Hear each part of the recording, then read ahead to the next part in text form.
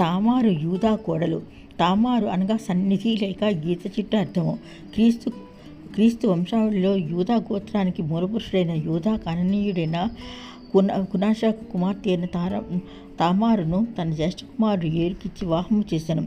దేవుడు మోషే ద్వారా తన ప్రజలను హెచ్చరించాడు. కానాను దేశ సంప్రదాయ ప్రకారము చేయకూడదని, వారి కట్టడలను బట్టి నడవకూడదని చెప్పాను. యూదా పెద్ద కుమారుడు ఏరు తామారును వివాహం చేసుకున్న తర్వాత యెహోవా దేవుడు అతన్ని చంపెను. కీర్తనలు 38:7 ఇతడు దేవుని దృష్టికి చెడ్డవాడై ఉండెను. ఏరు మరణానంతరము వారి ఆచార ప్రకారం యూదా రెండవ కుమారుడైన ఓనానుకు తామారునిచ్చి వివాహం చేశాను.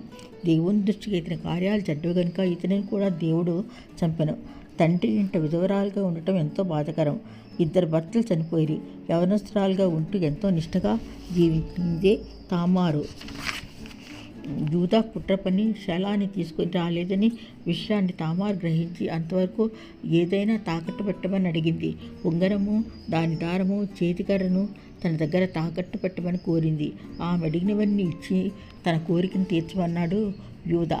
ముసుగులో ఉన్న తామారుని అతను గుర్తుపట్టలేదు. కానీ తామారు తన మామ అని తెలుసుకున్నది. మనకి ఇక్కడ ఒక సందేహం కలవచ్చు. దేవునికి ఇంతకాలం తామారు ఎంతో నిష్ఠగా ఉండి వాయువర్షాలు లేకుండా ప్రవర్తించిందే అనుకుంటాము.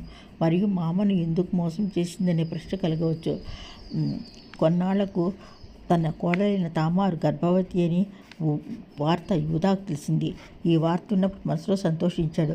ఈసాకుతోనైనా తన కుమారునికి తామారునిచ్చి వివాహం చేయకుండా ఉండవచ్చని తలంచాడు. కోడలి ప్రవర్తన మంచిది కాదని, కుటుంబ గౌరవం మంటగలిసిందని వెంటనే తామారు ఇంటికి ప్రయాణమయ్యాడు. ఊరి పెద్దలను పిలిపించి వారి ఆచారాల ప్రకారము ఇలాంటి తప్పు చేసిన స్త్రీల పెద్దల సమక్షంలో నొస్ట లేదా బుగ్గ మీద అగ్నితో కాల్చే ఆచారం ఉంది. ఆ గుర్తుగల వ్యక్తిని చూడగానే ఆమె వ్యభిచారిణిగా లేక నీతిమాలినదని తెలుసుకునేవారు. యూదా ఊరి పెద్దలతో తామారు వద్దకు వెళ్ళినప్పుడు ఉంగరము, కర్రను చూపింది. అవి ఎవరో ఆయన వలనే గర్భవతి అయిందని చెప్పాను. యూదా వాటిని చూసి ఆశ్చర్యపడ్డాడు.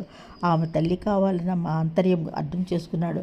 తన కుమారుడైన షేలాను ఆమెకి వివాహం చేయకుండా ఉండటం తండ్రి తప్పని గ్రహించి ఆమె నీతి కలదని ప్రకటించాడు. తామారుకు 9 మాసాలు నిండిన తర్వాత పెరెసు, జెరహు అని కవల పిల్లలు పుట్టారు. యూదా తర్వాత అతని కుమారుడైన షేలా ఆ వంశానికి నిజమైన వారసుడైనాడని, అతని ఎడల నిర్వహించవలసిన నియమాలను ఉల్లంఘించడం వల్ల తన అధికారానికి గుర్తైన ఉంగరాన్ని, చేతికర్రను తాకట్టు పెట్టడం వల్ల యూదా తామారులకు పుట్టిన పెరెసు ద్వారా యూదా వంశం పరిగణలోకి వచ్చింది.